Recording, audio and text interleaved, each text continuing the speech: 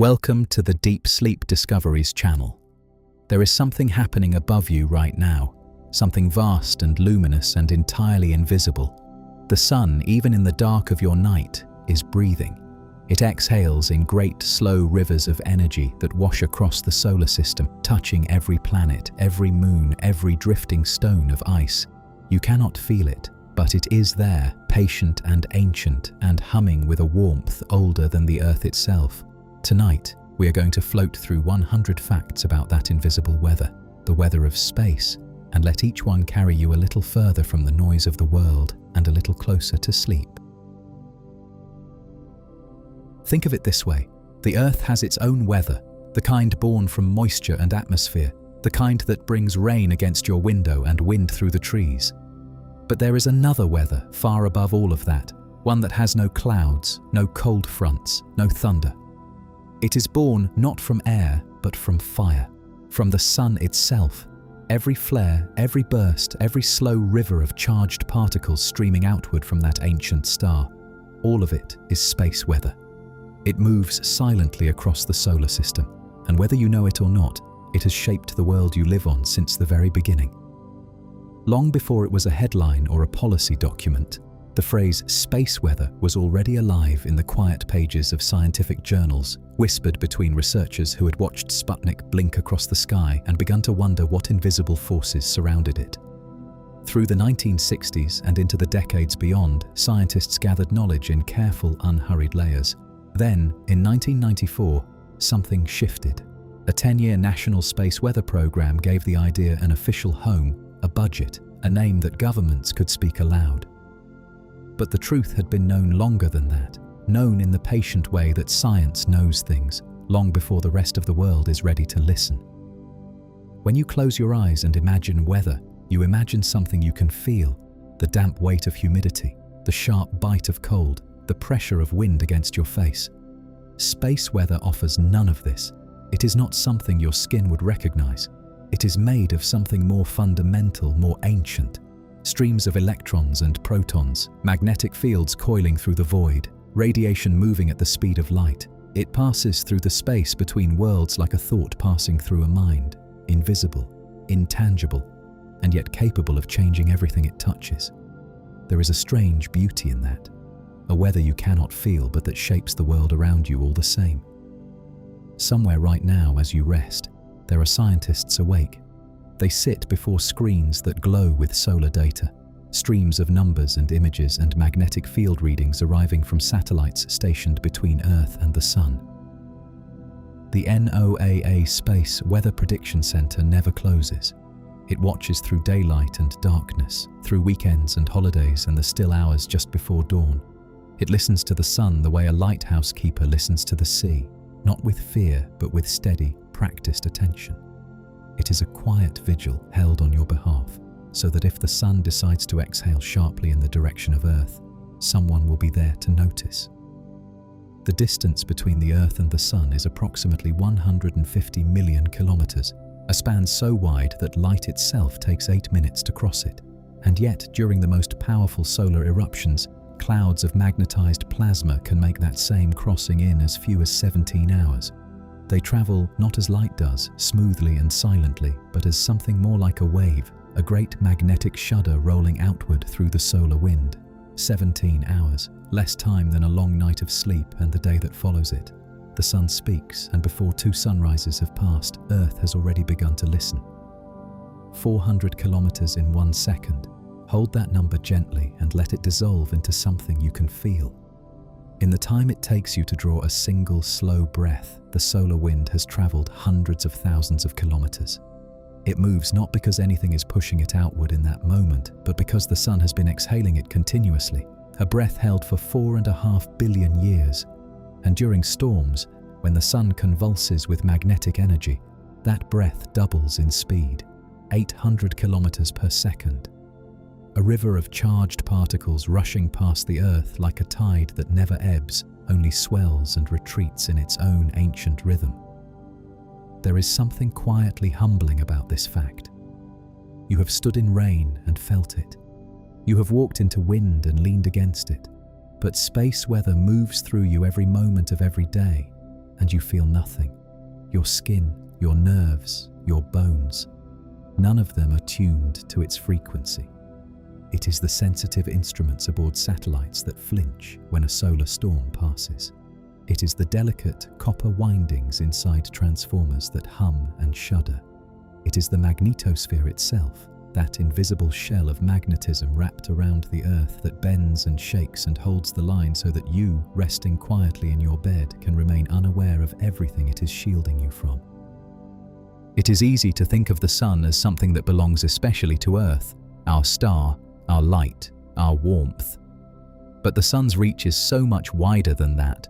Its solar wind flows outward in all directions, past Mercury glowing red with heat, past Venus shrouded in its golden veil, past Mars and its rust-colored plains, past the great swirling storms of Jupiter, past Saturn and its shimmering rings, past Uranus and Neptune and even the faint, frozen reaches where Pluto drifts. Every world in our solar system lives inside the sun's breath. Every one of them is touched in its own way by the same invisible weather. We are not alone in this. We share it with every planet, every moon, every wandering comet. Scientists are, at heart, makers of order. They take the wild, unruly energies of the universe and build systems around them, not to contain those energies, but to understand them, to speak about them in ways that allow action and preparation. The three scales used for space weather are like a language, a quiet, numerical poetry that lets a researcher in one part of the world tell a colleague in another exactly how loud the sun is speaking today. G for geomagnetic, S for solar radiation, R for radio. Each scale climbs from 1 to 5, from a whisper to a roar, and each number carries within it the weight of everything the storm might do to the fragile technologies we have woven across our world. There is a tenderness in imperfection.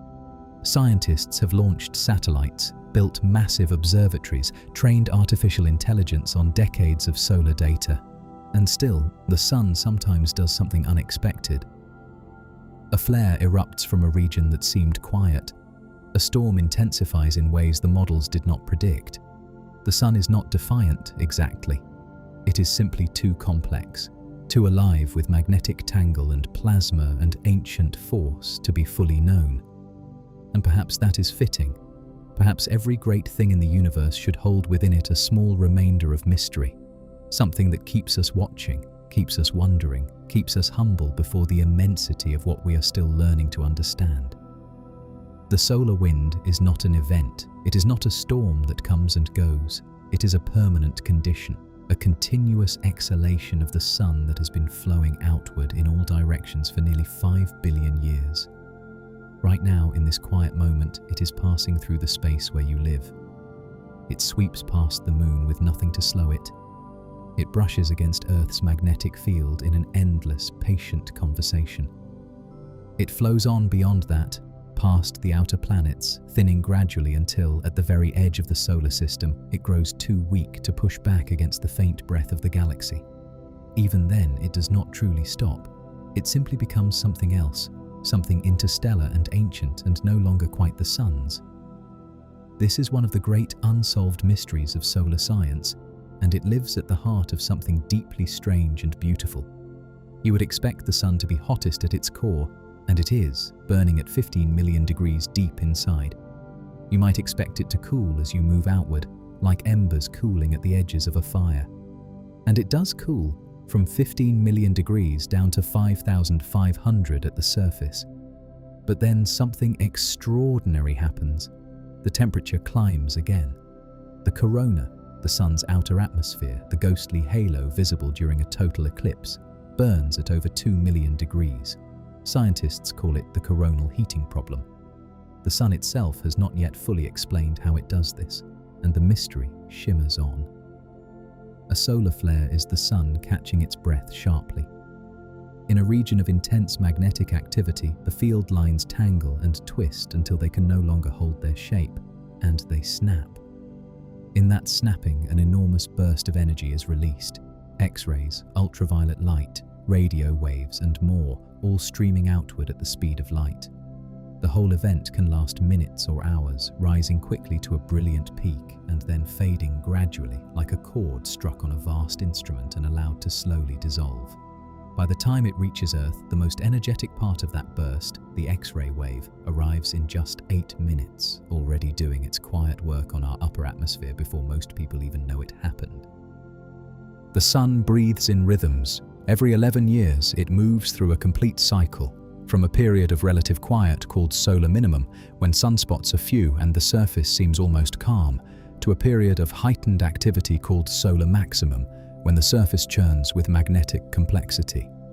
Then it retreats again, back towards stillness. Scientists have been tracking these cycles since 1755, numbering them one by one. We are currently in solar cycle 25, and as of recent years it has surprised researchers by being more active than predicted. Each cycle is like a long, slow season, one that lasts a decade, that moves too gradually for any single human life to feel in full, but that shapes the space weather of our entire solar system from peak to quiet and back again. Solar maximum is the sun at its most restless. The surface becomes crowded with sunspots, dark, magnetically intense regions where the field lines knot and loop above the surface like tangled threads of invisible light. From these regions, flares erupt more often. Coronal mass ejections are flung outward with greater frequency. The solar wind carries more energy, more variation, more intensity. For scientists and engineers, solar maximum is a period of heightened attention. Systems are monitored more carefully, satellites are checked, power grids are watched. But from a certain distance, from the safe remove of a window looking up at night, solar maximum is also something else. It is the sun reminding everything in its orbit that it is alive. Not quietly alive, but restlessly, magnificently, magnetically alive. They look, from a certain remove, like bruises on the sun, dark patches drifting across that radiant surface, sometimes individually, sometimes in great archipelagos of magnetic complexity. But they are not wounds, they are expressions. Where the magnetic field grows strong enough, it inhibits the convection that normally carries heat upward from the sun's interior. The surface cools in that region, not dramatically, not by human standards, but enough to appear darker against the surrounding brilliance. Sunspots can persist for days or weeks, slowly drifting with the sun's rotation, growing and fading in their own quiet time. Galileo watched them through his telescope in the early 1600s, tracking their movement, and became one of the first to understand that the sun itself was rotating. It is the kind of number that the mind, for its own protection, declines to fully grasp. Billions of nuclear bombs, all of that energy released in a matter of minutes, flung outward across space in waves of light and radiation. And yet, by the sun's own standards, this is not extraordinary. The sun produces this kind of energy routinely, in event after event across its 11-year cycle, and has been doing so since before the Earth existed. The flare is not the sun straining at the edges of its power. It is simply the sun, alive and magnetic and perpetually releasing what it cannot contain. We are warmed and sustained by the quiet edges of that power every day, and we call it ordinary sunlight. Seen this way, ordinary is a miracle. Somewhere near the peak of every solar cycle, the sun does something extraordinary and invisible and total. It reverses itself.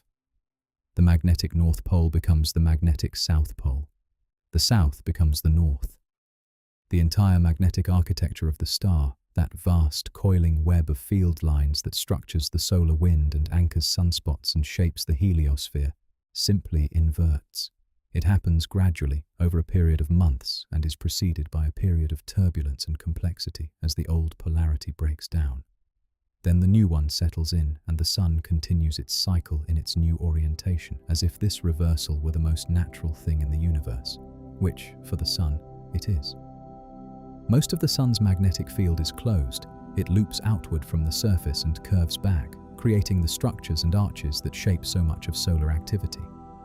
But in some regions, the field does not loop back. It opens. It reaches outward into space like an open hand, and from these open regions, solar wind escapes more freely, faster, less dense, and often carrying a different magnetic orientation than the slower wind that surrounds it. These are coronal holes, and they appear dark in ultraviolet and X-ray images of the Sun, like voids or shadows on that luminous surface.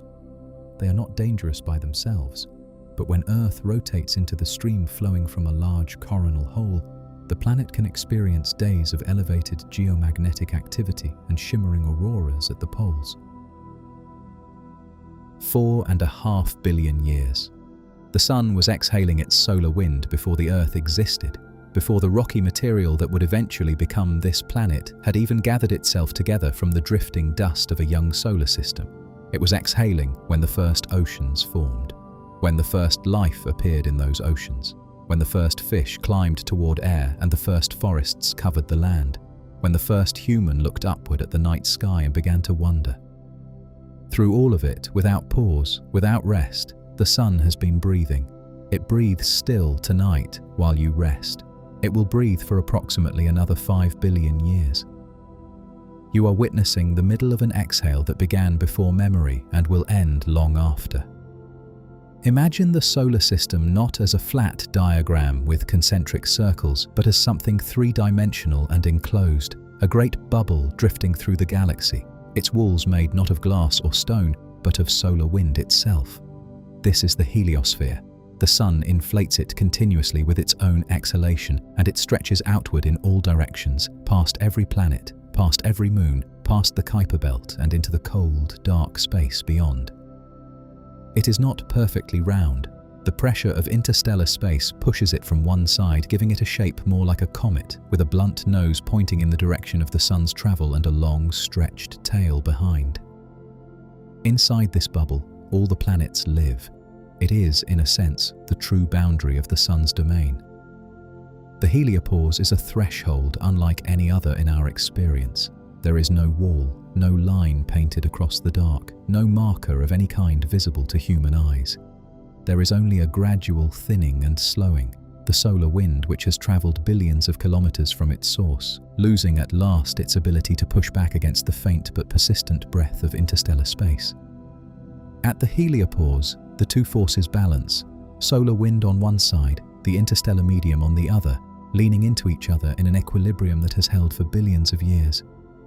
Beyond this boundary, the Sun's influence ends. The stars begin.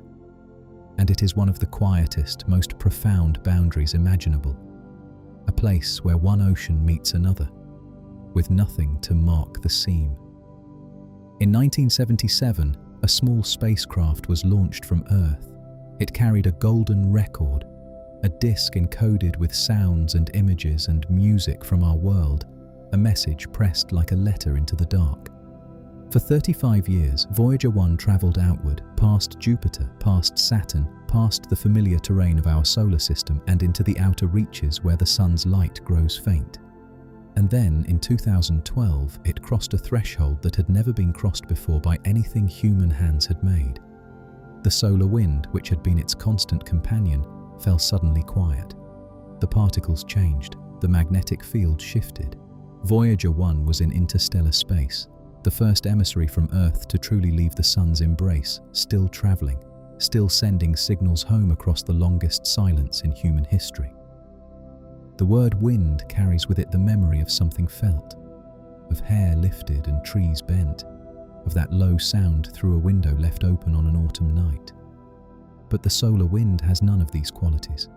It moves through emptiness, not atmosphere. It carries no temperature your hand could detect, no pressure your skin would recognize. What it carries instead are particles, the most fundamental pieces of matter, electrons with their tiny negative charge, protons with their heavy positive one, and alpha particles that are the nuclei of helium atoms moving together in a stream that floods the entire solar system. It is matter in motion, continuous, ancient, invisible. We call it wind because we needed a word for it, and because in its own way, it shapes the worlds it touches just as surely as any wind has ever shaped a coastline. Deep beneath your feet, far below the soil and the bedrock and the layers of stone, something is moving.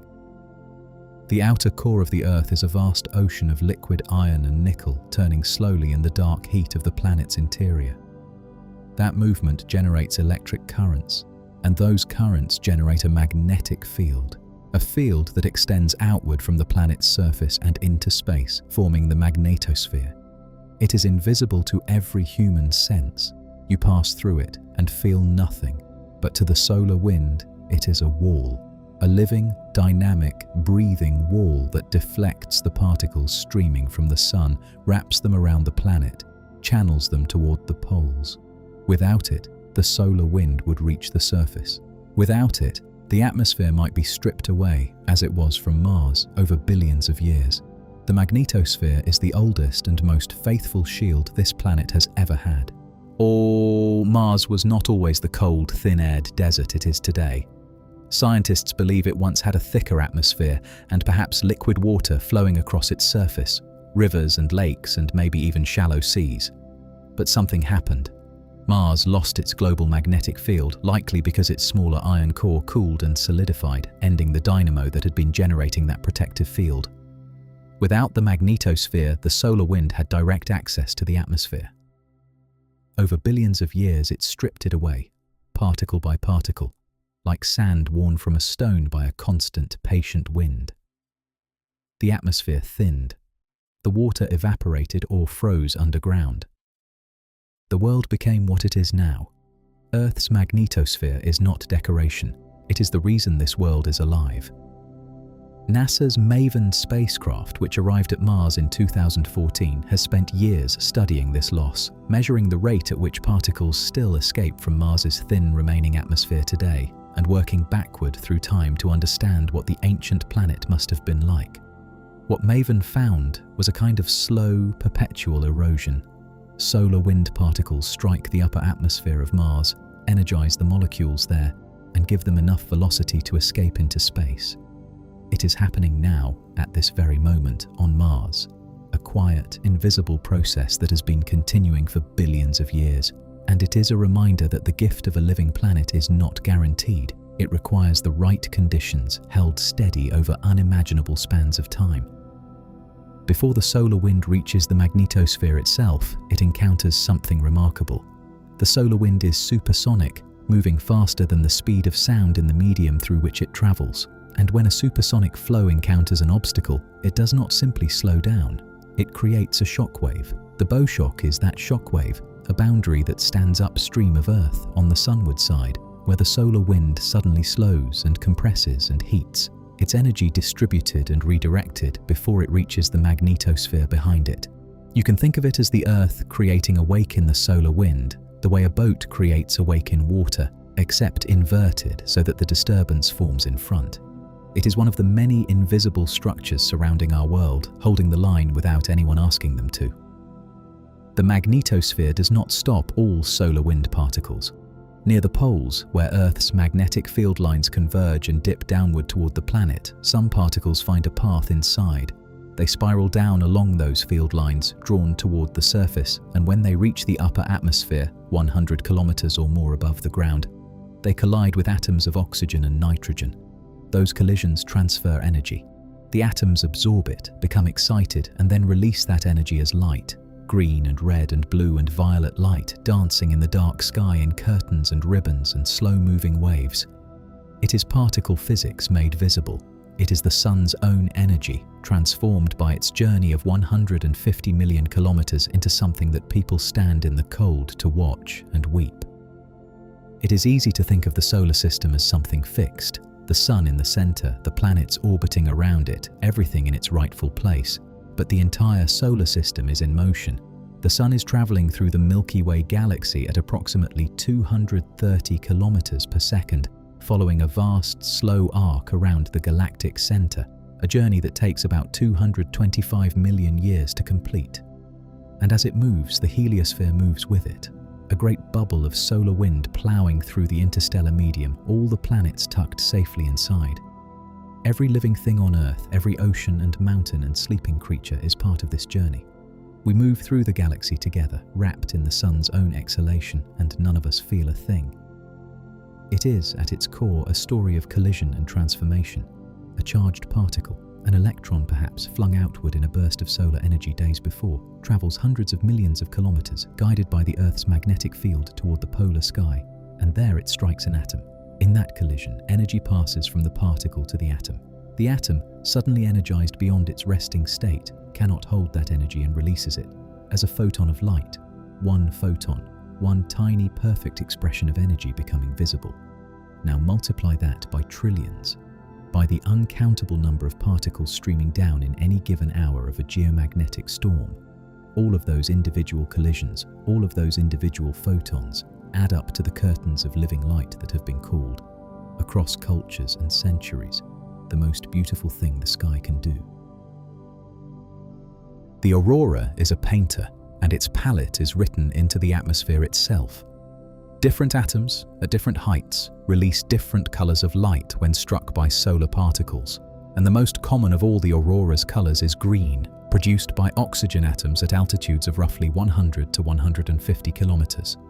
Higher up, above 200 kilometers, oxygen releases a rarer, deeper red, a color so high and faint that it is often invisible to the naked eye, though cameras can capture it clearly. The green of a typical aurora is not chosen for beauty, though beautiful it certainly is. It is simply the natural frequency at which excited oxygen atoms prefer to release their energy, a frequency that happens to fall in the very center of the range of light that human eyes see best. Even in this, there is a kind of grace. Nitrogen, which makes up roughly 78% of Earth's atmosphere, also participates in the aurora's light show, though it does so slightly differently than oxygen.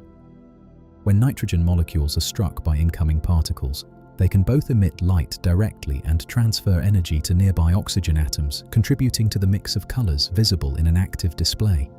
The blues and purples that sometimes shimmer at the lower edges of auroral curtains are nitrogen's signature.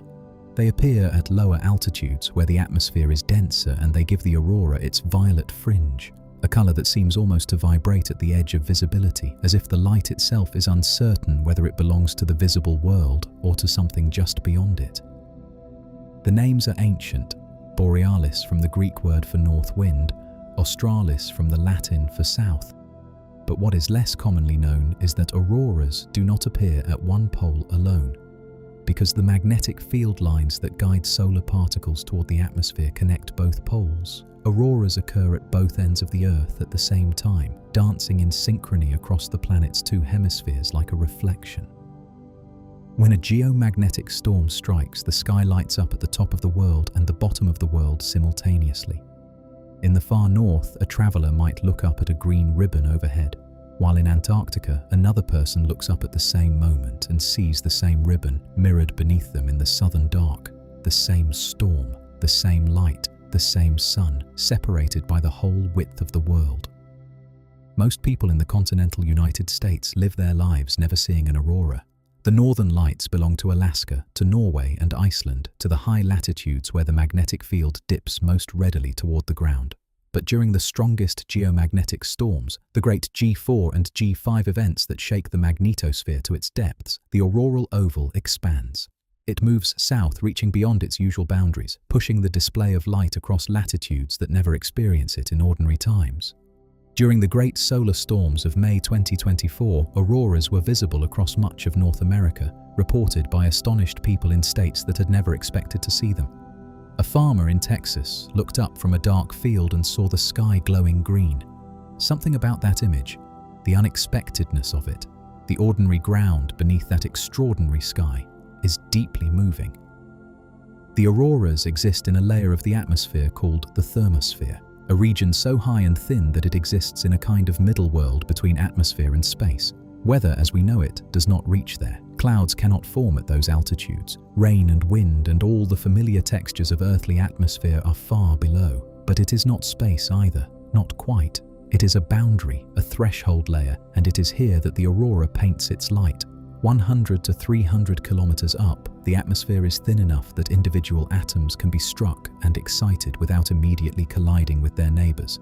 And that rarity of collision is exactly what allows the light to persist long enough to be seen. The aurora is the signature of a specific altitude, the mark of that precise and delicate layer where atmosphere ends and emptiness begins.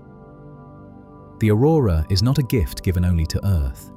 Every planet in the outer solar system with a magnetic field has its own version of this light, its own polar glow, its own expression of the dialogue between magnetic field and solar particles. Jupiter's auroras are so powerful that they glow in ultraviolet light, and they are partly driven not just by the solar wind but by the volcanic moon Io, which spews particles into Jupiter's magnetosphere in a perpetual churning stream. Saturn's auroras pulse and shift in ways that still puzzle scientists. Uranus and Neptune, tilted wildly on their axes, produce auroras that appear in unexpected places relative to their poles. Each of them is different. Each of them is a variation on the same fundamental theme: energy arriving from the sun transformed into light by the chemistry of an alien sky. To stand on the night side of some hypothetical vantage point above Jupiter and watch its auroras would be to be humbled completely. Earth's auroras are vast by human measure, hundreds of kilometers of shimmering light rippling through a dark sky. But Jupiter's auroras dwarf them the way an ocean dwarfs a pond. They are persistent, not temporary displays triggered by individual storms, but near constant features of Jupiter's polar atmosphere, burning steadily in ultraviolet light. They pump out energy on a scale that makes Earth's auroras seem gentle and tentative. And they are fed by multiple sources at once: the solar wind, Io's volcanic plumes, the rotation of Jupiter's own immense magnetic field. A whole chorus of causes contributing to one unimaginable display of light in the dark skies of the largest planet in the solar system. Most planets have a magnetic field that is tilted relative to their spin axis. Earth's magnetic poles are offset by about 11 degrees from its geographic poles. This tilt gives scientists a way to track the planet's rotation by watching the magnetic field shift. But Saturn's magnetic field is nearly perfectly aligned with its rotational axis. The poles match almost exactly in a way that should not, by theory, be possible. A dynamo perfectly symmetric around its rotation axis should not be able to sustain a magnetic field, and yet Saturn's field persists, strong and steady and symmetrical, and its auroras pulse in patterns that do not follow the simple rules scientists expected. Saturn keeps its secrets. Its auroras are its way of showing us how much we still do not know. For centuries, people who lived in high latitudes passed down stories of the aurora speaking. A soft crackling, a faint hiss, a whisper that seemed to move with the light. Scientists for a long time dismissed this. The aurora is 100 kilometers up, in an atmosphere too thin for sound. Whatever people were hearing, it could not be the aurora itself, and they were right, but only partially. In 2016, researchers in Finland confirmed that the sounds are real, but they originate not from the aurora but from close to the ground. During geomagnetic storms, energetic particles create temperature inversions in the lower atmosphere, and when those layers discharge, they produce a faint sound, a hiss, a soft clap, about 70 meters above the head of an observer. The aurora itself remains silent, but the ground beneath it, moved by the same energy, makes its own quiet answer. At the center of the Earth is a solid iron ball roughly the size of the Moon, surrounded by a vast ocean of liquid iron and nickel that churns in slow convective currents. Currents driven by the heat of the inner core and the cooling of the outer layers above. This motion, combined with the Earth's rotation, acts as a dynamo, a natural generator that produces the magnetic field.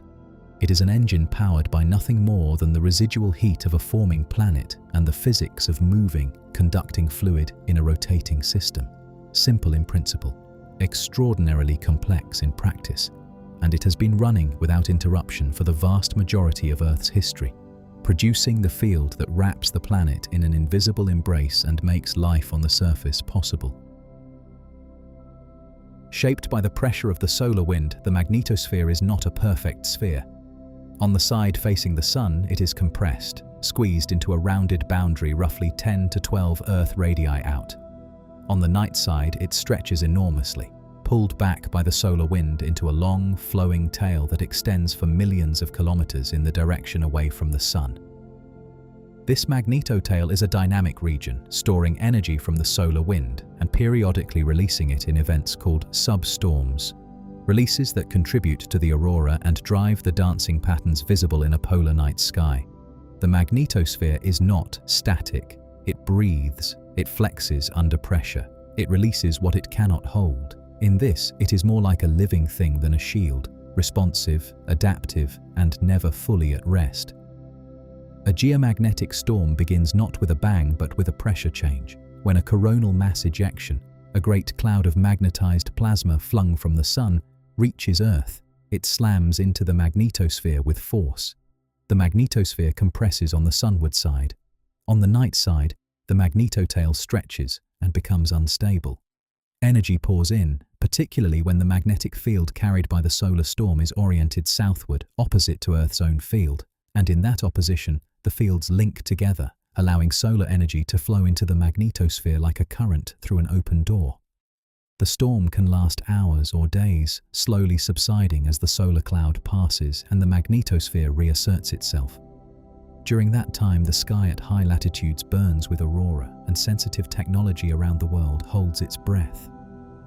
In the early morning of September 1st, 1859, a British astronomer named Richard Carrington was sketching sunspots when the surface of the sun suddenly blazed with a flash of white light so intense it was visible in broad daylight. He watched it for about 5 minutes before it faded. What he had witnessed was the most powerful solar flare in recorded history, the opening movement of a storm that would reach Earth the following day and shake the planet's magnetic field to its foundations. Compasses spun uselessly, the sky lit with auroras visible from Cuba to Queensland, and the telegraph networks of the world, the most advanced communications technology of the age, caught fire. Some systems sparked, some operators received electric shocks. It remains the yardstick by which all other space weather events are measured. It is a detail that sounds like something from a dream or a piece of folklore, a machine continuing to work without power, messages still transmitting through wires that had been disconnected from their batteries. But it happened. The induced electrical currents from the geomagnetic storm were so strong that they flowed through the telegraph lines as if they were part of a circuit, because in a sense, they were. The storm had made the Earth itself a power source. Some operators, discovering what was happening, sent and received messages for hours using only the current the storm provided. It is a remarkable and faintly eerie image. Communication maintained by the sun's own energy, flowing through copper wires strung across a 19th century world that had no idea what solar weather was or what it was capable of. The KP index is derived from measurements taken at magnetic observatories distributed around the world, averaged together every 3 hours to give a picture of global geomagnetic activity. A value of 0 or 1 represents quiet conditions, the magnetosphere resting undisturbed in a kind of planetary calm. By the time the index reaches 5, a geomagnetic storm is officially underway. At 7 or 8, the storm is severe. At 9, it is extreme, a level that occurs only during the most powerful solar events, when the magnetosphere is shaking and auroras are visible far beyond the polar regions. The Carrington event, had it been measured, would have pushed the index to its absolute limit. It is a small number with a very large weight behind it, a single digit that can mean everything to the engineers and operators responsible for keeping the modern world running. The GPS network is one of the quiet miracles of modern life. A constellation of satellites whose signals we rely on without thinking, for navigation, for delivery logistics, for financial transactions, for precision agriculture. But those signals travel through the ionosphere on their way to receivers on the ground, and the ionosphere is directly affected by geomagnetic storms. During even a moderate storm, the ionosphere thickens and becomes irregular, bending and delaying the GPS signals in ways that introduce errors. A position that should be accurate to within a meter might shift by several meters. For most navigation, this is a minor inconvenience. But for certain precision applications, those meters can matter. Space weather, in this way, reaches into everyday life through invisible channels most people never think about. The North Magnetic Pole is not the same as the geographic North Pole, the point around which the Earth rotates.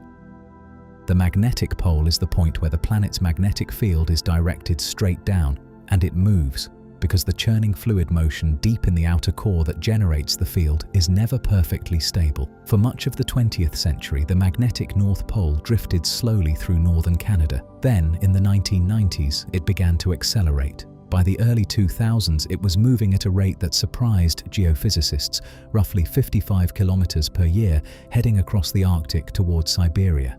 Navigational charts and compass systems must be updated regularly to account for this drift. The magnetic north of the world is not fixed. It wanders, following the rhythm of the molten interior of a planet that has never been entirely still. The fossil record of Earth's magnetic reversals is written in the ocean floor. When volcanic rock cools and solidifies at mid-ocean ridges, the magnetic minerals within it align with the magnetic field as it exists at that moment, preserving the field's direction like an ancient recording. Reading these records, scientists have discovered that the field has flipped hundreds of times across Earth's history, the north becoming south, the south becoming north, in a pattern that is irregular and unpredictable. Reversals do not happen quickly. They take thousands of years, and during that time the field weakens and becomes disordered before eventually settling into its new orientation. Whether the current weakening of the field, measurable but modest, is the beginning of another reversal or simply a temporary fluctuation is one of the open questions of geophysics. During a reversal, the magnetic field does not simply flip cleanly like a coin, it becomes disordered and fragmented. Multiple poles may appear at different locations, the field weakens overall, and the protection it offers against solar particles and cosmic rays diminishes. Scientists study the biological record of past reversals to understand whether they caused mass extinctions or widespread harm, and the evidence is mixed. Some reversals seem to have passed without major ecological consequence, while others correlate with periods of elevated radiation and biological stress. It would not be an extinction-level event in the catastrophic sense, but it would be a more exposed world, one where auroras might appear at the equator, where radiation levels at the surface would rise, and where the delicate balance of the magnetosphere, held for so long, would briefly, profoundly tremble. When the magnetosphere is disturbed by a strong geomagnetic storm, the changing magnetic field induces electrical currents in anything long and conductive on the surface of the Earth. This is geomagnetically induced current, GIC, and it flows through power lines, railway tracks, oil and gas pipelines, and telephone cables like an uninvited guest. For most infrastructure, these currents are minor annoyances, but for high-voltage power transformers, the massive, irreplaceable devices that step voltage up and down across the power grid, sustained GIC can be catastrophic. Transformers are not designed to handle DC current. They overheat, their windings can melt, and replacing a large custom-built transformer can take months or even years. In a severe geomagnetic storm, this vulnerability could cascade into widespread, long-lasting blackouts affecting millions of people across connected grid systems. On the night of March 12, 1989, the aurora was visible as far south as Mexico and Cuba, a remarkable and beautiful sign that something unusual was happening in the magnetosphere. It was a geomagnetic storm of historic intensity, the result of a large coronal mass ejection that had left the Sun several days earlier. In the early morning hours of March 13th, the Hydro-Quebec power grid collapsed. It took only 90 seconds from the first anomaly to a complete blackout covering the entire province. Over 6 million people woke without electricity in a Canadian winter. Some remained without power for more than 9 hours. The event became a defining moment in space weather awareness, a clear, modern demonstration that the Sun's mood could, in a matter of seconds, erase the warmth and light of an entire region of the world. The GPS constellation, currently comprising over 30 satellites in medium Earth orbit, depends on timing signals of extraordinary precision. Each satellite broadcasts a timestamp, and receivers on the ground calculate their position by measuring the tiny differences in arrival time from multiple satellites simultaneously. This system works beautifully in calm space weather, but geomagnetic storms agitate the ionosphere, that layer of charged particles high in the atmosphere, making it irregular and unpredictable. GPS signals passing through a disturbed ionosphere are bent and slowed in ways that introduce errors. During major storms, those errors can grow large enough to be meaningful for applications that require precision, and during the most extreme events, GPS can become unreliable for periods of hours. Pilots, surveyors, engineers, and emergency responders who depend on that precision must sometimes turn, in those moments, to older methods. When a solar flare erupts, the X-ray burst it releases travels at the speed of light, arriving at Earth in 8 minutes, before any physical particles, before any magnetic disturbance. It strikes the sunlit side of the Earth's ionosphere and suddenly, abruptly ionizes it far more intensely than normal. This enhanced ionization absorbs radio waves rather than reflecting them, and high-frequency radio, which depends on bouncing signals off the ionosphere over long distances, goes dark. The effect is called a radio blackout, and it can last from minutes to hours depending on the severity of the flare. Aircraft crossing oceans, ships communicating with ports, and emergency responders in remote areas all depend on HF radio as a backup or primary communication system. When a flare speaks loudly enough, the airwaves answer with silence. Light covers the 150 million kilometers between the Sun and Earth in approximately 8 minutes and 20 seconds. A solar flare's X-ray burst is light, electromagnetic radiation at an extremely high frequency, and it obeys the same speed limit. There is no early warning for it. There is no satellite stationed between the Sun and Earth that can detect it and transmit an alert faster than light itself travels. By the time any monitoring system detects the flare and transmits a notification, the X-ray burst has already arrived. The radio blackout has already begun. It is one of the few aspects of space weather where the event and the impact are effectively simultaneous from a human perspective, a reminder that not everything that comes from the Sun gives us time to prepare. Some things simply arrive.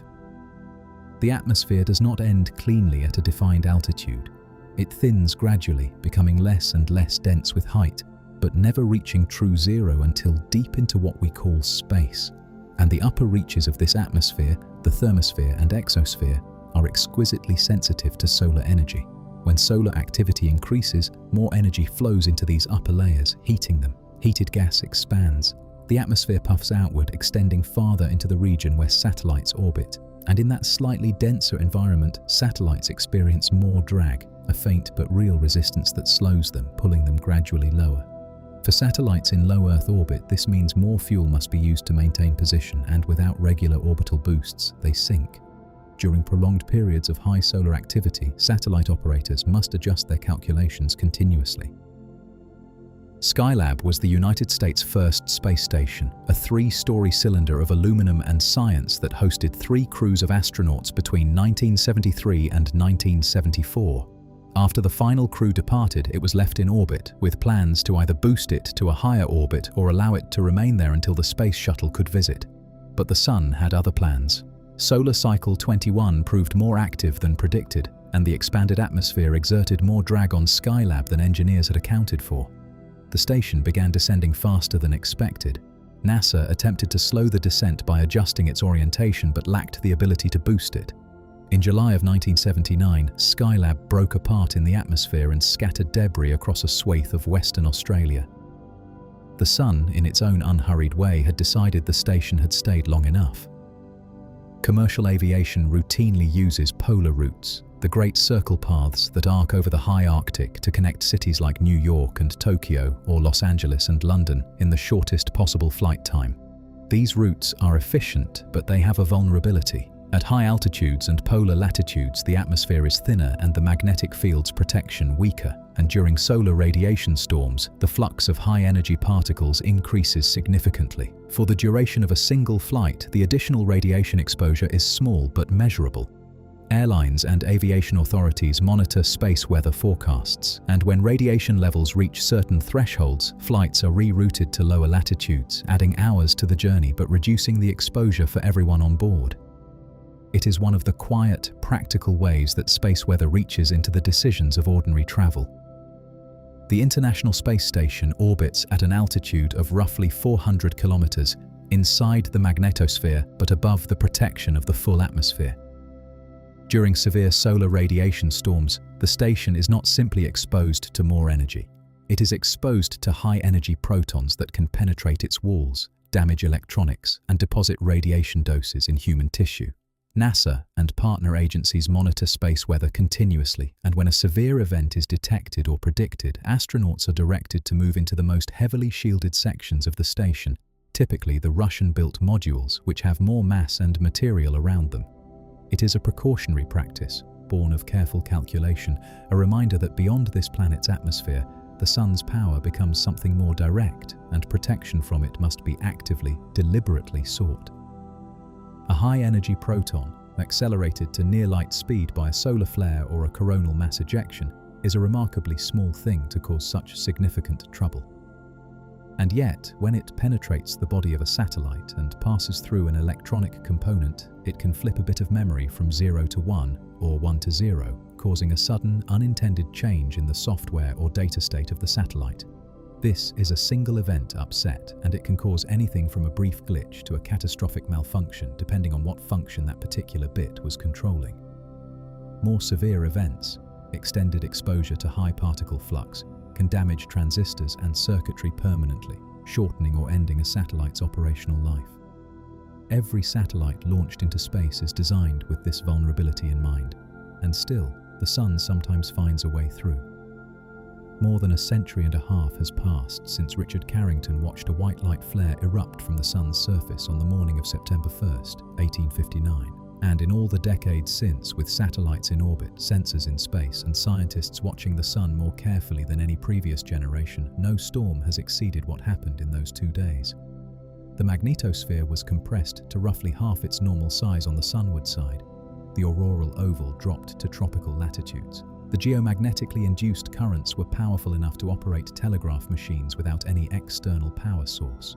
Scientists and engineers today use the Carrington event not as a historical curiosity, but as an active planning scenario, asking the question, if a Carrington-level storm struck today in a world of GPS and power grids and orbital satellites, what would we lose, and how long would it take to rebuild?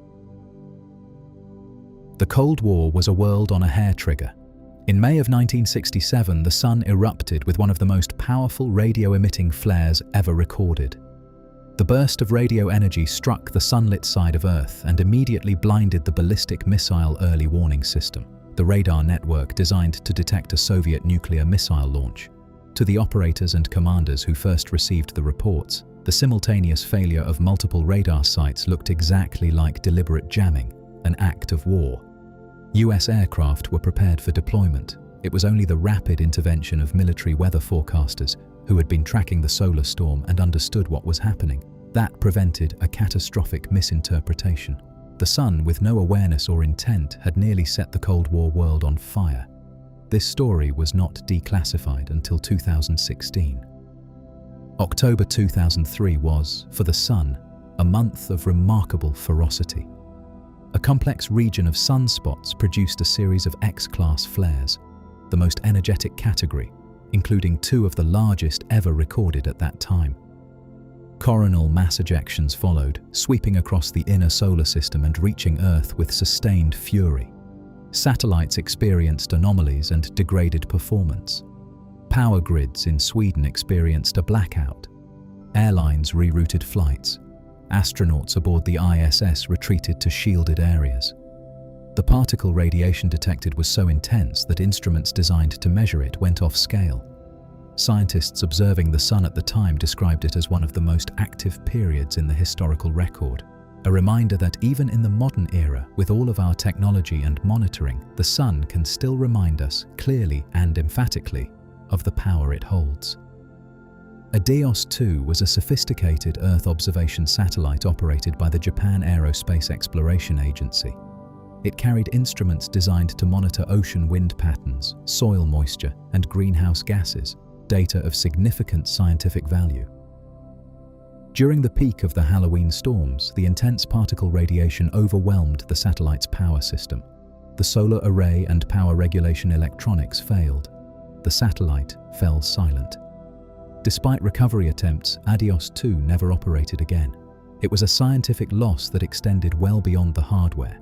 The data it would have collected over the following years, the patterns it would have revealed, the questions it might have helped answer about Earth's changing systems, all of it disappeared with the satellite into the silence of an orbit it could no longer maintain. The storm lasted days. The loss endured for decades. July 23, 2012.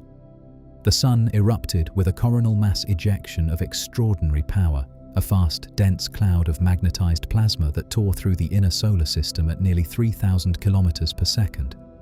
It was measured by the Stereo-A spacecraft, which happened to be in its path.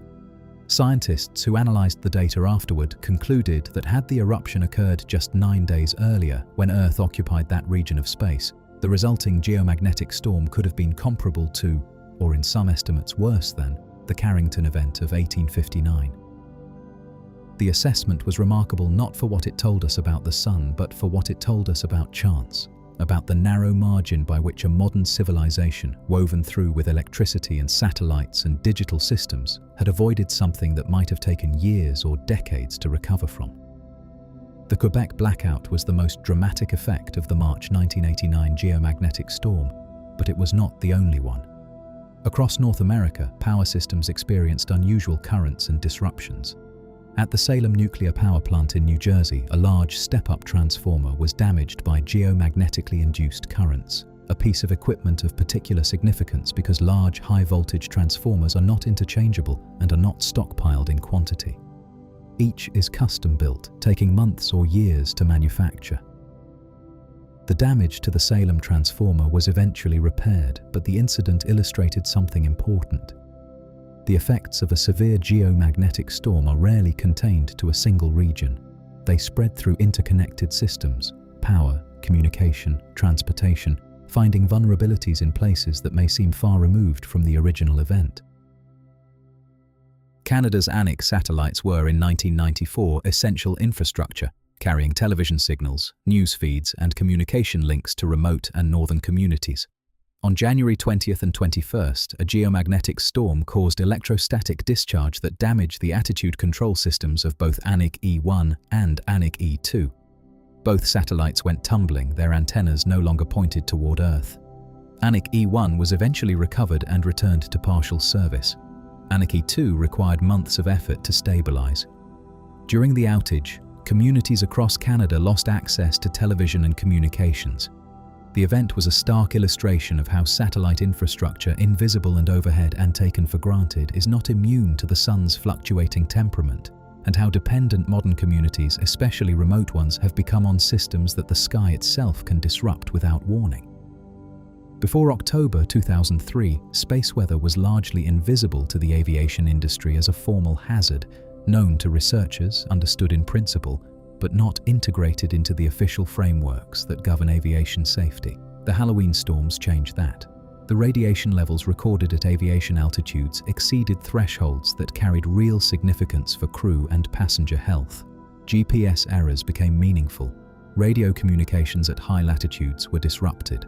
The Federal Aviation Administration responded by issuing an advisory, a formal acknowledgement that the space environment was now unambiguously a factor that aviation must account for. It was a small document, but an important one. It marked the moment when space weather crossed from the domain of astrophysics into the daily operational reality of an industry that moves millions of people through the sky every day. Long before satellites, before telegraphs, before any instrument existed that could detect a solar storm directly, the Earth itself was recording them. Carbon-14, a radioactive isotope produced when cosmic rays and solar particles strike the upper atmosphere, is absorbed by living trees and preserved in their annual rings. Beryllium-10, produced by the same process, settles in ice and is preserved in glacial layers. Scientists reading these records discovered a sharp global spike in both isotopes at around 775 AD, a spike so large it indicated a solar particle event far more intense than any recorded in the modern era. The same spike has been found in trees on every continent and in ice cores from both poles. Whatever the Sun did in 775 AD, the whole Earth listened. The trees, still standing their patient watch across the centuries, remembered it for us. This is both a humbling and a quietly significant thought. The instrumental record of space weather, the period during which humans have been making careful, quantified measurements of solar activity and its effects, spans roughly 2 centuries. Within that window, we have seen events like the Carrington storm and the Halloween storms and the 2012 near miss.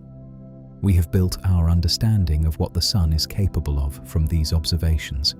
But the 775 AD event suggests that the Sun's range of behavior is larger than 2 centuries of watching can fully reveal.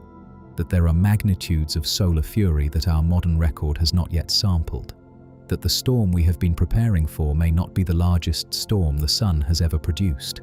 It is the kind of knowledge that invites not fear, but a deeper humility and a more careful, more reverent watching of the sky. The story of space weather is not Earth's story alone. It is the solar system's story, a story written in the language of magnetic fields and charged particles, told differently at each world. Jupiter's magnetosphere, the largest in the solar system, creates space weather on a scale that dwarfs anything that occurs here. Saturn's magnetic environment produces auroras that pulse to rhythms scientists are still deciphering. Even at Uranus and Neptune, at the distant reaches of the sun's influence, the solar wind leaves its mark, attenuated by distance but still present, still interacting, still shaping the invisible architectures of those far worlds. Each planet is a participant in the same great flowing system, the heliosphere, and each one responds to the sun's activity in a way determined by its own magnetic nature and distance from the source. Mercury is a world with very little to protect it. Its magnetic field, while present, is only about 1% as strong as Earth's, a fragile shield against the full intensity of the solar wind at that close proximity to the sun. The solar wind at Mercury's orbit is much denser and faster than it is at Earth, and the planet's magnetosphere is compressed by it to a fraction of the size that Earth's would be under similar conditions. Coronal mass ejections that barely ruffle Earth's magnetosphere can temporarily overwhelm Mercury's entirely, exposing the surface to direct particle bombardment. The Messenger spacecraft, which orbited Mercury from 2011 to 2015, documented these interactions in extraordinary detail, measuring the rapid fluctuations of a magnetosphere perpetually on the edge of being overwhelmed, holding on by a thread of field lines in the fierce, unrelenting proximity of the sun. Venus is a paradox in many ways, hot enough to melt lead, shrouded in clouds of sulfuric acid, rotating so slowly that a single day on Venus is longer than its year. And it has no magnetic field. Scientists are not entirely certain why, but the leading hypothesis is that Venus's slow rotation prevents the fluid dynamo process that generates fields in planets like Earth. Without a magnetosphere, the solar wind strikes the planet's atmosphere directly. But Venus's atmosphere is so thick, 90 times denser than Earth's at the surface, that it provides a different kind of protection. The solar wind ejects particles from the upper atmosphere in a process called sputtering, and over geological time this has contributed to atmospheric loss. But the loss rate is slow, and Venus retains its dense atmosphere, shielded not by magnetism but by sheer mass. Juno arrived at Jupiter after a 5-year journey, and what it found was not merely a planet but a world with its own vast, churning magnetic ecosystem. Jupiter's magnetosphere extends millions of kilometers in every direction, so enormous that if it could somehow be made visible from Earth, it would subtend an angle in the sky larger than the Moon. Inside this environment, Juno has measured particle populations and magnetic field variations that far exceed anything experienced in Earth's magnetosphere. Solar activity still influences Jupiter's magnetic environment, but so do internal processes, the volcanic activity of Io, the interactions between the Galilean moons and the magnetic field, creating a space weather system far more complex and layered than anything in the inner solar system. Juno orbits inside this system, measuring it from within, like a scientist who has stepped inside the phenomenon itself to understand it. Saturn is, in some ways, a study in proportion that defies expectation. Its magnetic field, while less intense than Jupiter's, extends outward so far that it creates a magnetosphere of staggering scale, nearly 600 times the volume of Earth's. It envelops the planet's rings, its major moons, and vast regions of space in all directions. The interaction between the magnetosphere and Saturn's rings creates a complex exchange of particles and fields that scientists are still mapping in detail. The Cassini spacecraft, which orbited Saturn for 13 years before its mission ended in 2017, provided an unparalleled archive of data from within this enormous magnetic environment, measuring the aurora, the ring interactions, the particle populations, and the rhythms of a magnetosphere that seems, in its own way, to breathe with the same ancient patience as the sun that gave birth to it. Ganymede is remarkable for many reasons. It is larger than the planet Mercury, has a subsurface ocean of liquid water beneath its icy crust, and is the only moon in the solar system known to generate its own magnetic field. This field is small compared to Jupiter's, but it is strong enough to carve out a region of space around Ganymede where the moon's magnetism holds back Jupiter's far more powerful field, a bubble inside a bubble, a moon-sized magnetosphere embedded within a planetary one. Auroras have been observed at Ganymede's poles, shimmering in ultraviolet light at the top and bottom of a distant world. A moon with its own tiny version of everything we consider remarkable about Earth's magnetic sky. The Hubble Space Telescope first detected these auroras, and they remain one of the most quietly wondrous facts about the moons of our solar system. At Pluto's distance, roughly 40 times farther from the Sun than Earth, the solar wind has expanded and cooled and thinned enormously. The particle density is a tiny fraction of what it is near Earth, and the speed has dropped, but it is still there. The New Horizons spacecraft, which flew past Pluto in 2015, carried instruments that measured the solar wind environment of the outer solar system and detected its interaction with Pluto's tenuous atmosphere. The solar wind at that distance strips nitrogen from Pluto's upper atmosphere at a very slow rate, a gentle erosion rather than the energetic sculpting that occurs closer to the Sun. Even at the cold edge of the heliosphere, where the light of the Sun is only a bright star and the temperature drops to near absolute zero, the Sun's breath has not quite stopped reaching. A comet approaching the Sun is a study in forces made visible. Deep in the cold outer solar system, a comet is a silent, frozen thing, a nucleus of ice and dust moving in its long, elliptical orbit. But as it nears the Sun, the heat evaporates its surface, releasing gas and dust that form the glowing haze surrounding the nucleus.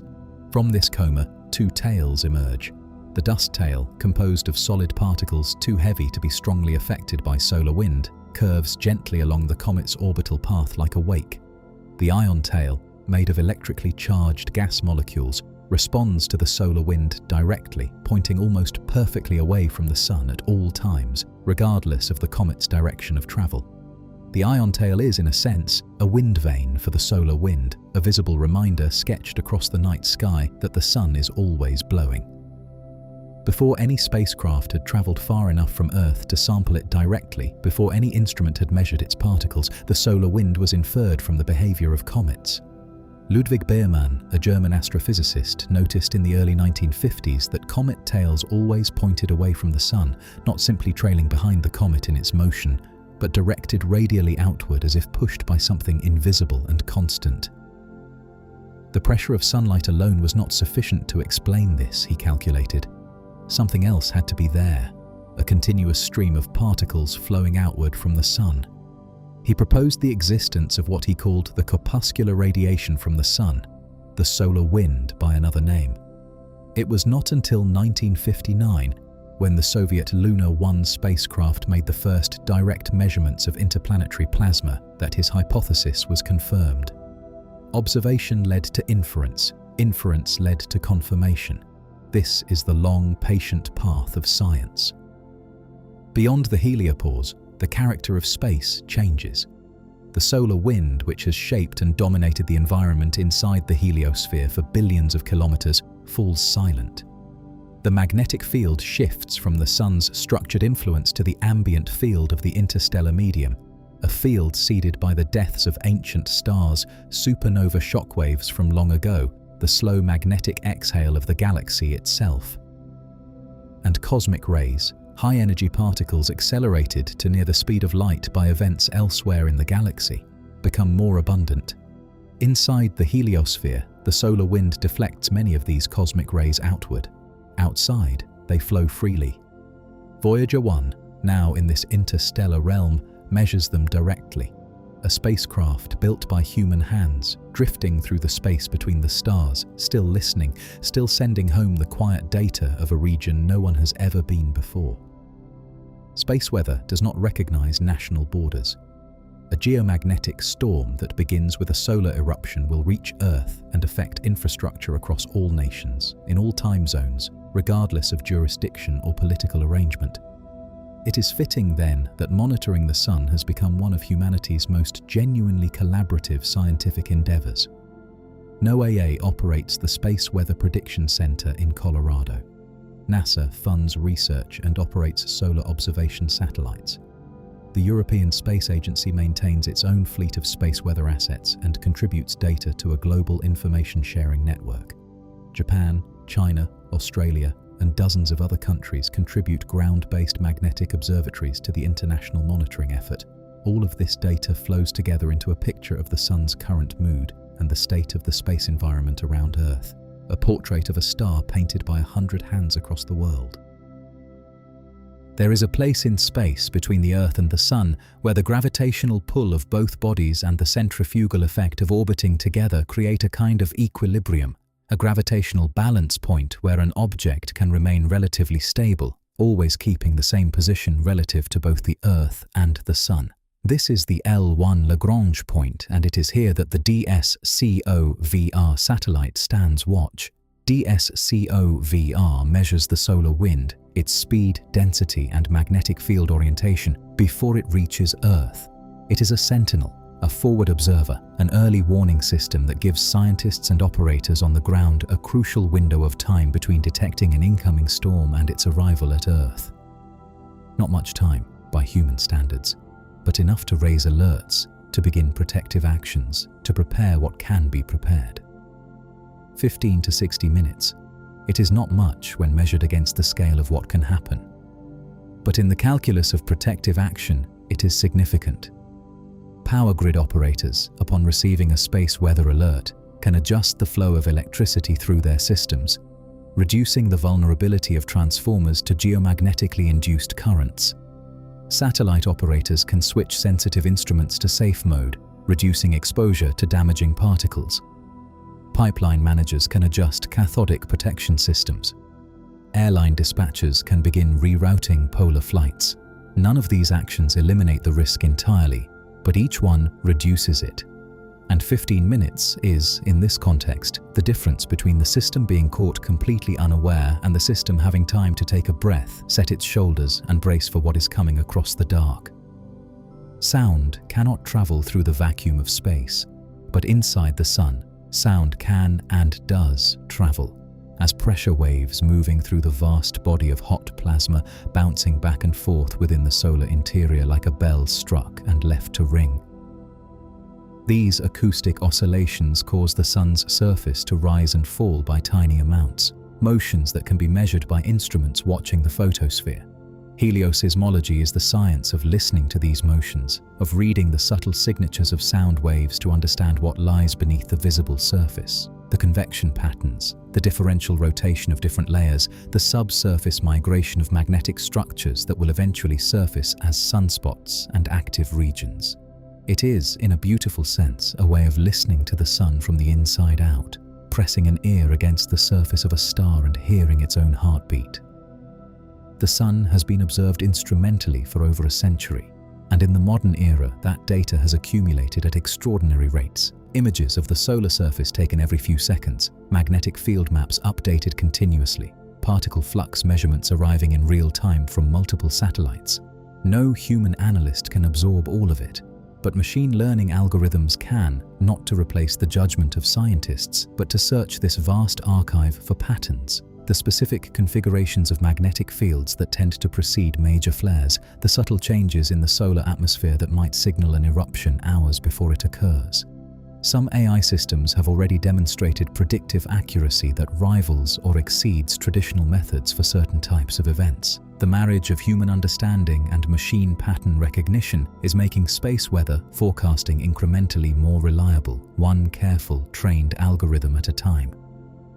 The Parker Solar Probe was named for Eugene Parker, the astrophysicist who first theorized the existence of the solar wind in 1958, at a time when his peers were skeptical. In a gesture of rare and touching symmetry, the spacecraft bearing his name was launched while he was still alive, and Parker watched it begin its journey toward the Sun he had spent his life studying. The probe travels in a highly elliptical orbit that brings it closer to the Sun with each successive pass, using Venus's gravity to reshape its orbit, dipping nearer and nearer to the corona. At its closest approaches, it moves through the very environment it was sent to study, sampling the plasma, measuring the magnetic field, touching the outer edge of the Sun's atmosphere directly. It is the closest humanity has ever come to the source of all space weather, and what it is discovering there is rewriting what we know. The poles of the Sun have long been difficult to study from Earth because we observe the Sun from roughly the same plane as the planets, the ecliptic plane, which gives us an essentially equatorial view. The solar orbiter is designed to gradually tilt its orbit, rising above the ecliptic, to look down on the Sun's poles from new angles that no previous mission has achieved. What it has revealed is remarkable, including the discovery of small, energetic jets of plasma called campfires flickering across the Sun's surface by the thousands, which may contribute to the mystery of coronal heating.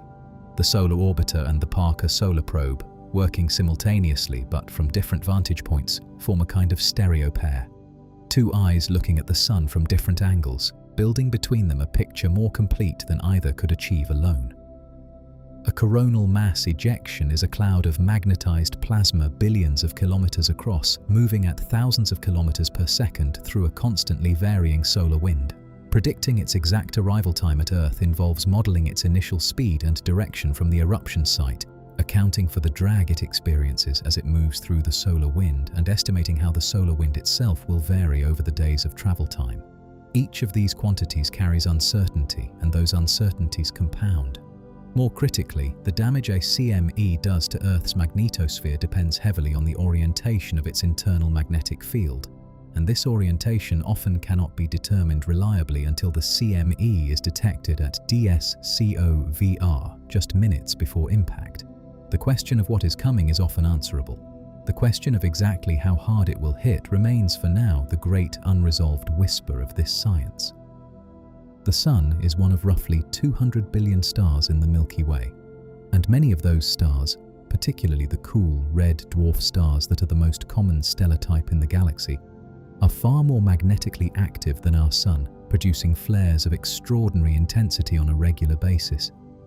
Astronomers studying these stars have documented superflares, events hundreds or thousands of times more energetic than anything the Sun has produced in the historical record. Many exoplanets being studied as potential candidates for life orbit these active red dwarf stars at close range, bathed in radiation levels that would strip atmospheres and irradiate surfaces far beyond what Earth experiences. Understanding stellar weather across the galaxy is directly connected to one of the most profound questions science has ever asked. Where else, in all of this vast and weather-swept universe, might life have found a way? Currently, the most reliable warning we have comes from DSCOVR, stationed at L1, and it gives us 15 to 60 minutes. The scientific community's ambition is to move that window forward, to develop models and observational capabilities that can identify the conditions for a major storm days in advance, while the eruption is still forming on the Sun before it has even left the solar surface. 24 hours of warning would change everything. It would allow grid operators to reduce loads, position spare transformers, switch to safer operating configurations. It would allow satellite operators to maneuver or power down sensitive systems. It would allow airlines to plan reroutings well in advance.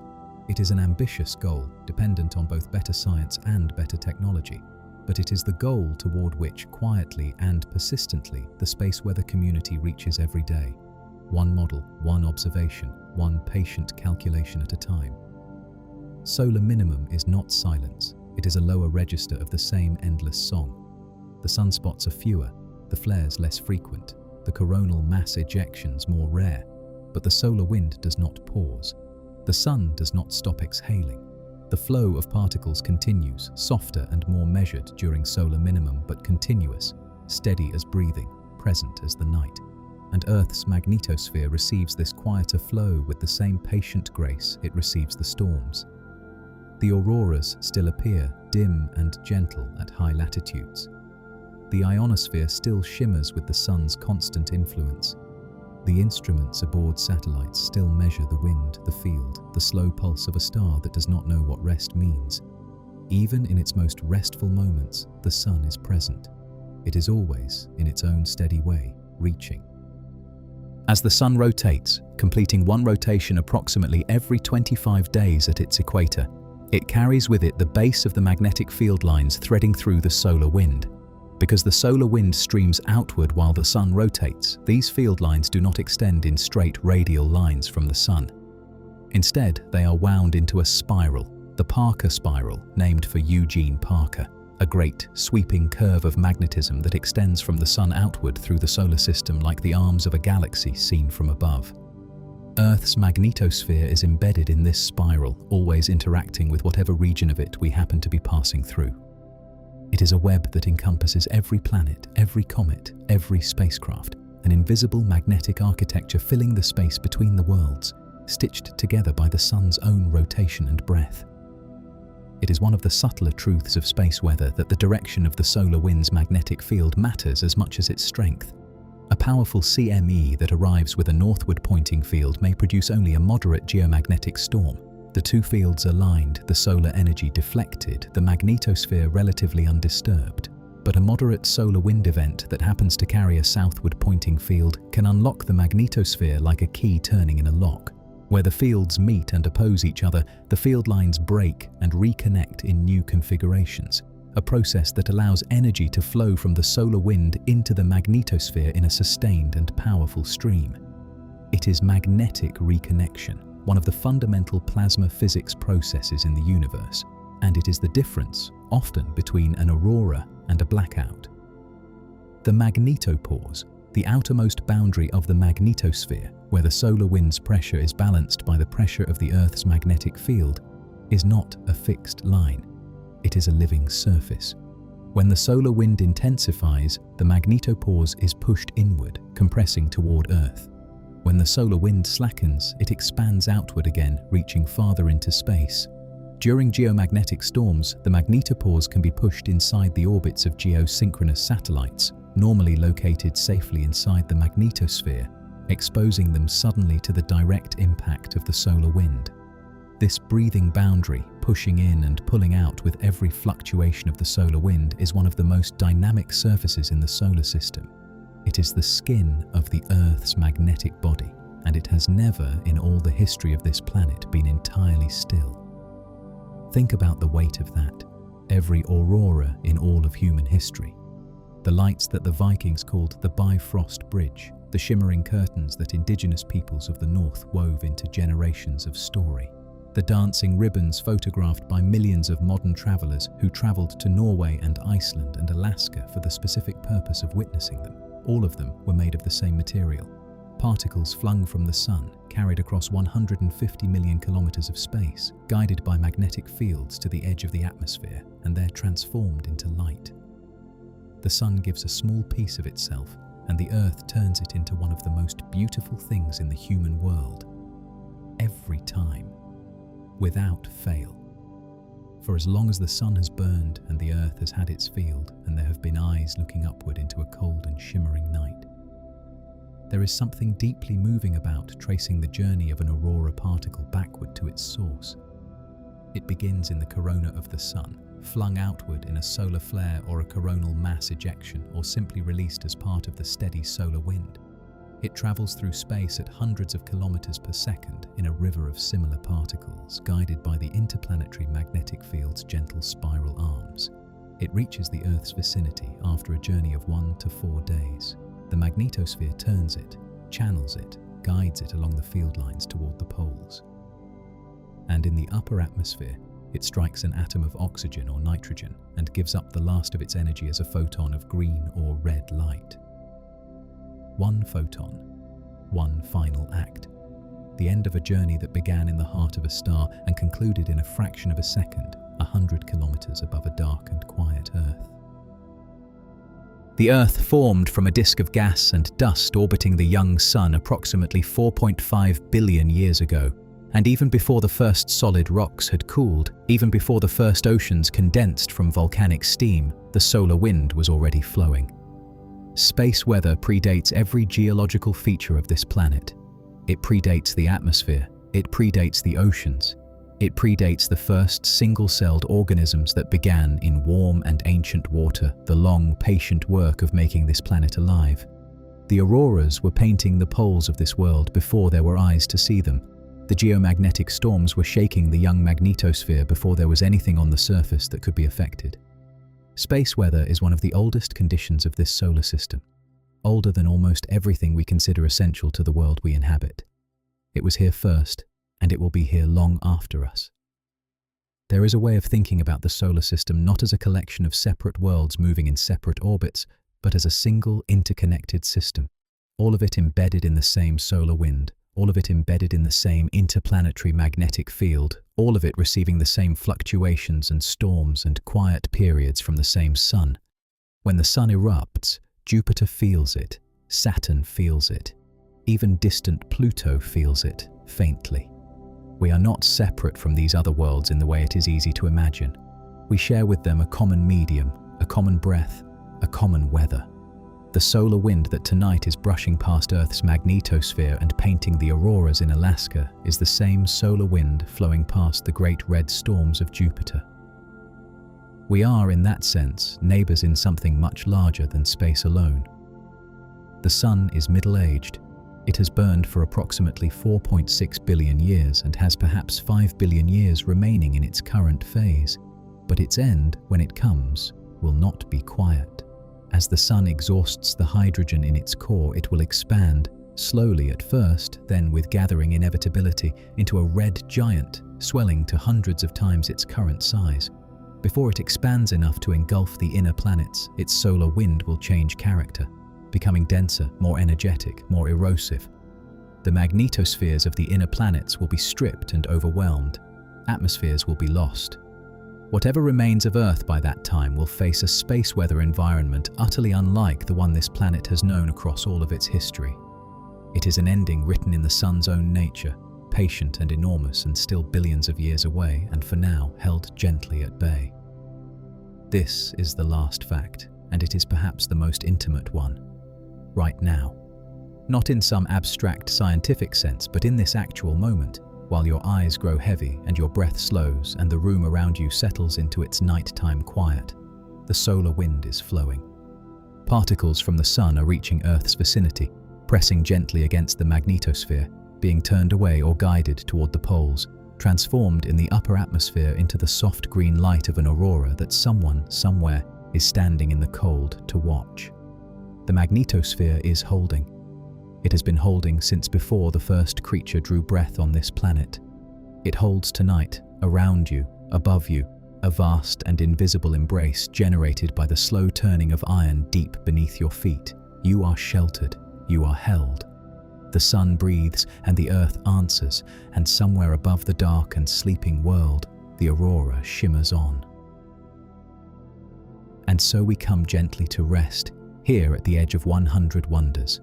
Above you, the magnetosphere still breathes. The solar wind still flows. Somewhere near the poles, the aurora may be painting the dark sky in colors that no one is awake to name. You have traveled tonight from the surface of the sun to the edge of the solar system and back, and all of it has been happening quietly above you all along. The universe is not empty. It is full of invisible weathers and ancient light and particles making journeys of 150 million kilometers to end in a single soft photon in the polar night. Sleep now. The sun is still shining somewhere. The earth is still holding, and the sky above you, in its patient and ancient way, is keeping watch.